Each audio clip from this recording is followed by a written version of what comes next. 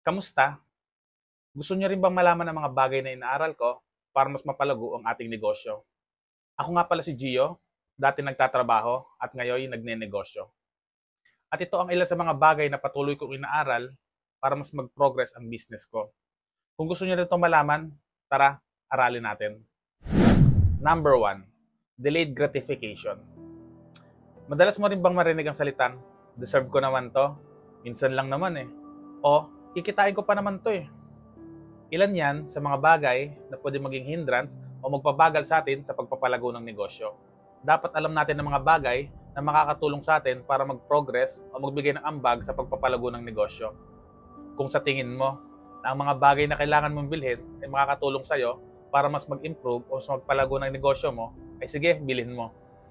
Pero kung sa tingin mo ay hindi naman ito urgent o wala naman tong malaking epekto na ibibigay sa negosyo mo o sa sarili mo, ay kailangan pag-isipan mo muna itong maigi. Pero dapat naman talaga na i-reward natin ang sarili kapag nagtatagumpay tayo o may nagagawa tayong tamang bagay. Pero para sa akin, dapat nasa dulo na yon at hindi habang nasa proseso pa lang tayo ng pagpapalago ng ating negosyo. Dahil ang paggastos ng wala sa plano ay pwedeng maging sagabal sa pagpapaunlad o pagpapalaki ng ating negosyo. Number 2, spend wisely. Kung nagnenegosyo ka, ay dapat alam mo kung saan mas magandang mapunta ang pera mo. Kung maaari, ay dapat may balik ito sa'yo. Kung hindi man financial, ay dapat may malaking matututunan ka rito.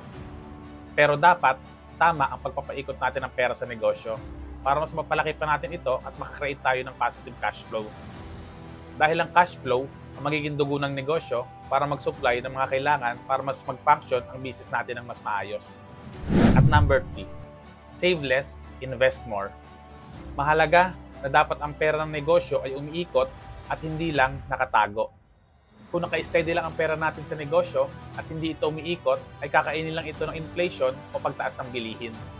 Sa negosyo, ay dapat labas-pasok ang pera natin. Kapag may lumabas na pera, dapat ang balik nito ay mas malaki kaysa sa nagastos natin.